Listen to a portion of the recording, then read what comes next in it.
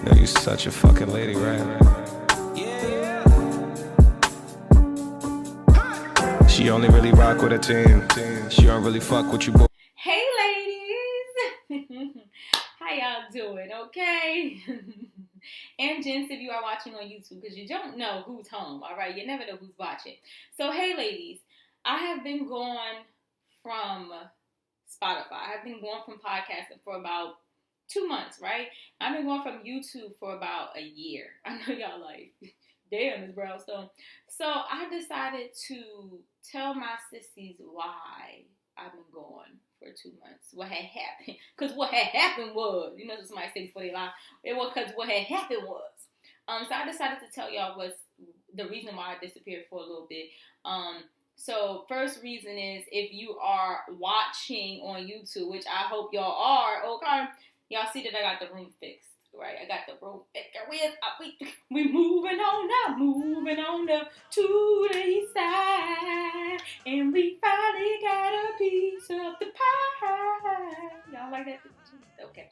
But yeah, so we moving on up. So that's really one reason why I disappeared for a little bit. I had to get all this done.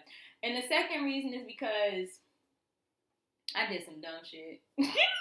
I did something stupid, but I'm here to share my story with y'all, okay? So if y'all read the title of this, it is called Shacking Up with a Dusty. Let me just tell you, okay? Because I know you, if you wonder where I've been, let me tell you where I've been and what I've been doing. So those that listen to the podcast, y'all have heard me talk about No Title, my podcast, plenty of times. He is actually my recent ex or whatever you want to call it, right? So yeah. Recently, I don't know why, I need to stop doing this, but like, I be missing people, and I be going back in the past, blasting my past, and be like, let me hit this person up and see how they do it. Not no more. I learned my lesson from this experience. Like, if you in the past, you gonna stay there. I don't even care how you doing. Fuck that. Because every time I hit somebody up from back in the day and ask them how they are and what's going on with them, is always something. It just never fails. You know, it just always something. So, let's get to the story at hand. I took a blast in my past, and I reached out to my ex, and I wanted to know how he been, okay? Because I just haven't talked to him in a minute. So I was just wondering if he was okay, how your day going, what you eat today. It wasn't that deep, but yeah. So I reached out. I was like, I wonder how you been. So called him. Was like, how you been? We talked on the phone for a couple days. The vibe was nice. Vibe check. It was chill. It was cool. You know, we were, in my mind, friends. So then he was like, oh, let's go out for dinner. Let's go out Sunday. I'm like, okay, cool. And we went out on Sunday, and we went out to a seafood boy. You gotta know me. I'm a seafood girl. I be telling y'all that I'm a seafood girl, okay? And definitely being here in Baltimore, you love them crabs, honey. You love crabs, okay? So we went out for dinner, and, you know, I compare and contrast a little bit because of the fact that, like, I was dating other people. I was seeing other people at the time. And that the person I was seeing at the time, he would take me to restaurants. It just wasn't my thing. You know what I'm saying? Like, so I was thinking to myself, like, oh, well, you know, it's a breath of fresh air to go on a date with somebody that you don't got to tell them what you like. They already know what you like, okay? And I don't like holding the walls. That's just not my thing, okay? So it was a nice little seafood spot, and I got me a seafood boil because that's what I really wanted, okay? So yeah, so we went out Sunday, and the vibe was cool. Everything was nice, chill, blasey. He ended up asking about me and him and why we didn't work out. You know how that go, girl. You know. What about us? What about him? What we gonna do? What we gonna do? That's how they be. What about us? You like, ain't no us, okay? That's how it be. You be like, ain't no us. What we gonna do? Ain't no we. But yeah. So he wanted to know about us or whatever, I forgot how the conversation came about. But I had to tell him, like, well, the reason why we not together is because I just fear that it's going to come a time where you going to fall flat on your face and I'm going to have to carry you. And my thing about him is I always feel like that because he just don't apply himself. Like, and he don't have the grind and the hustle that I have. So I always thought in my mind, like, oh my God, if something happens, I got to carry the load. You know what I'm saying? And something just always seems to happen with this man. Okay? He just don't make good decisions, all right? Something just seems to happen, so I would be carrying the load forever. So I was like, nah, nigga, fuck that. I'm good, okay? I'm good, okay? So I told him that, and we still had a good time. We still was chill, whatever. This was Sunday. So when we talking the phone Monday, because I was thinking when we had a good time, we could probably be friends. You know what I'm saying? So we talked on the phone on Monday. Vibe was nice, whatever the case may be. Then we talked on the phone on Tuesday. Vibe was nice, whatever the case may be. Mind you, he is a recent ex. So, you know, I'm not going to act like he didn't have feelings or I didn't have feelings or whatever the case may be. I just felt like I knew in my heart I didn't want to go back down that road. You know what I'm saying? And it's because so much real, like, I used to tell my first love all the time, like, too many things have been said and done to go back. You know how sometimes somebody you was doing too much, okay? You did enough where it was like, too much real shit has been said. We can't rewind. If I go back, it's not gonna work. You know what I'm saying? It's just not gonna work. Like, I'm always gonna think about what you did and I'm gonna trust you. You know what I'm saying? So, take that how you want to take it, but my OGs, my sissies from the very beginning, my real sissies, they know everything that took place with me and him. So they like, girl, I'm surprised you even talked to his ass, okay? But for the newbies on YouTube and the ones that just joined the podcast, you don't know, okay? So it is what it is. Go back and listen to some old episodes and you'll figure it out. And so, yeah, I was just like, I kind of already knew it wasn't going to be nothing. We just was good friends, okay? So we on the phone on Tuesday, and he just hit me with the bomb, girl, the boof, okay? Hit me with a bomb, bitch. And he just told me that he was getting evicted.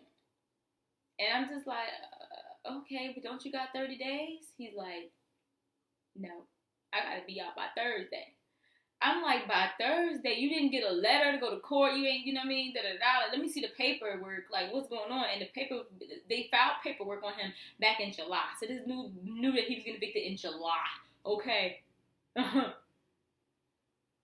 not him. I think the devil was fucking with me. But yeah, he knew he was getting evicted back in July. All right. So then he's talking to me about it. And if somebody comes to you about something like this, they clearly want your help. But this man's pride was so big, I never thought he would even ask for help. But he parted his lips, okay, like Moses parted the sea, honey. And he didn't ask for help. And me being me, I'm such a sweetheart. Like, I'll be, like, what was that song that Lil Wayne made? She used to be the sweetest girl ever. And that's going to be an episode. Like, I'm really sweet until you cross me. And even after you cross me, I'll be like, I can't rock with you on this level, but if I can help you, I would. Like, I will take the shirt off my back for a person. You know what I'm saying? Like, that's just who I am, right? So he told me a situation. I was like, you know what? Okay, you can stay here. You can stay here for like 6 months, whatever. Do what you got to do. Get on your feet, blah, blah, blah. At the time, I had literally quit my job, and I was like, I'm going to work on this podcast. I'm going to take this podcast thing serious because baby girl, be some own voice. It seemed like it was going somewhere. So I'm like, might as well put the pedal to the metal and get going, okay? So I was like, I'm gonna do it. So I was like, if you just pay the bills over here, you stay here, you pay the bills over here, and I'm working on this. That was the plan, okay? That was the plan. Now, my homeboy made a comment. He said, how could you expect someone that couldn't pay their own bills to pay your bills and pay them on time, Hey. So that's definitely what was on my mind at the time, okay? So he moves in. In the beginning, everything was cool. Mind you, I've been living by myself. I've been on my own for so long, and I am the only child. So he moves in. Everything was cool. It was vibe, whatever. I had to get used to somebody being here. But besides that, everything else was it was chill, okay? So we stayed up all night. We watching movies. We laughing. We kiki. It was a vibe. Like, we was definitely chilling or whatever. We have chemistry. That's one thing me and him always had is chemistry. So now he's living here. And, there's a man in the house, okay? It's a man in the house. So, you don't got to worry about certain things. Certain things don't get done. You ain't got to worry about coming here to kill you. They going to kill his ass first because he's man, And the benefit of having a man there is that you get some other things done, okay? You got an itch you need to get scratched. You got a back scratcher. You know what I'm saying? If you know what I mean. Read between the lines, okay? And so, yeah, everything was cool, and, we did what we did, okay, and my back was getting scratched for a little bit. And then, this one particular day, I went to the strip club, and I was like, I was like, man, I'm going to strip. I'm just going to sell some outfits. I didn't come there looking for anything, didn't think anything of it. I just was going to the strip club, okay? So went to the strip club and I met this fine Jamaican man, okay? He was very much giving Dexter Dabs, okay? Y'all know who Dexter Dabs is? Y'all like, yes, he fine. You know when you look in them eyes, you see them eyes of Dexter Dabs, okay? You be like, ooh, he be like, call me. I be like, I'm gonna call you, baby. I'm gonna call you, okay? Call me, yeah. If your man not, you good. I was like, I'm gonna call you, Dexter. He was very much giving Dexter Dabs. So I was checking him out. I ain't gonna lie. And me and the Jamaican man, okay, we ended up dancing and we had a good time at the strip club, okay. And he just seemed so sweet, okay. I don't know. It's just something about like I like a hood nigga that's intellectual. When it comes to a Jamaican, I like a romantic badman. All right, I love me a romantic badman, and he was very much giving what he needed to be given and what needed to be gave, okay. So had a good night with this man. About to leave the club, and he wants my number. I'm like, hell no, to the no. Now follow the story, because y'all like, wait a minute, Jamaican man, and this, what does got to do with it? But listen, and so, I'm like, hell no, okay, I can't give you my number, because the Jamaican dude, we can call him Dexter Dabs. Dexter Dabs was older.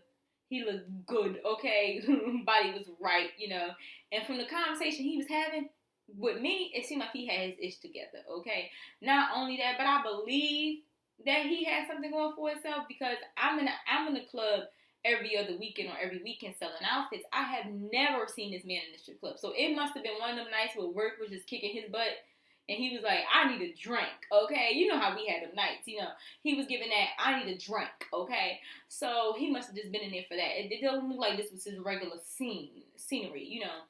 So I was feeling the kid.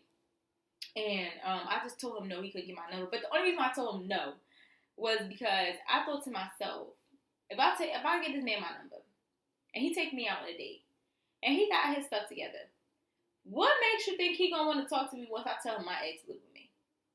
This is what was in my mind. Okay? Because I'm like, ain't no man in their right mind gonna want to deal with me. Like, her ex live there. What?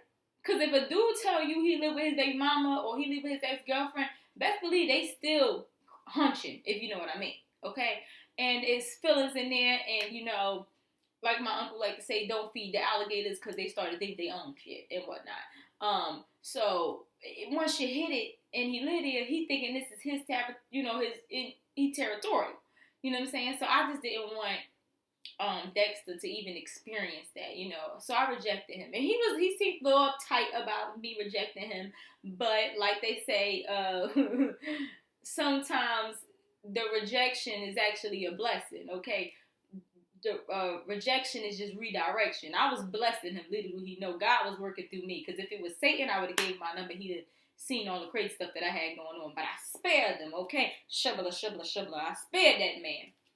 And so after I rejected him to give my number, and I was, woo, Lord, I felt like, you know how when your mom beats you, and she like, this gonna hurt me more, this gonna hurt you. That's how I felt when I told him no, you could get my number. I was like, this gonna hurt me more, this gonna hurt you, honey. If only you knew, honey, okay?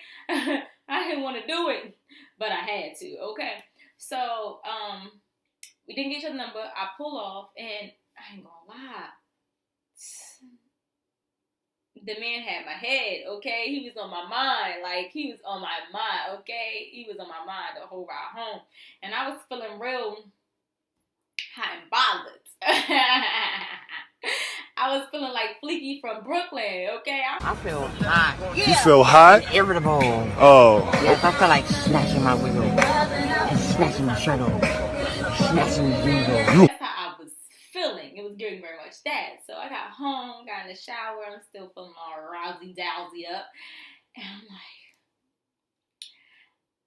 I gotta get this off me. I gotta get this off me, honey. That's how I was feeling. Stuff. I got out the shower, got all cute, whatever. You know, I got Mr. Man laying on the couch. So I'm like, you gotta get your rocks off. You know, gotta see it through, my boy. So, you know what happened. Back on it, and in the moment, it was fun. In the moment, it was I just came out from dancing, having a good time, and I was feeling the Jamaican man, and I was nah. Then I came home, and I was like, dang, it's some D here, why not? And I hit it, and in the moment, it was fun, you know. In the moment, it was fun, but that fun wasn't worth it because as quick as I felt like I wanted to get mine off and I wanted to do what I wanted to do, it ended up being a pain. It ended up being not a good day because from that day, literally right after that, I don't know if that was the day I don't know if that was the day I got pregnant or not, but from that day after that, I found out I was pregnant. Okay. And I started to find out that we just wasn't compatible. And it was things I knew from the beginning that, but it was just like, now it was just like right in my face. You know what I'm saying? So I'm going to finish this story. But for those that are listening on Spotify, the story is coming to an end. If you want to hear the rest of the story, you need to go over to my YouTube channel. Okay, honey? I will see you there. I'm cutting it off here. But as for my YouTube people, we here. We locked in.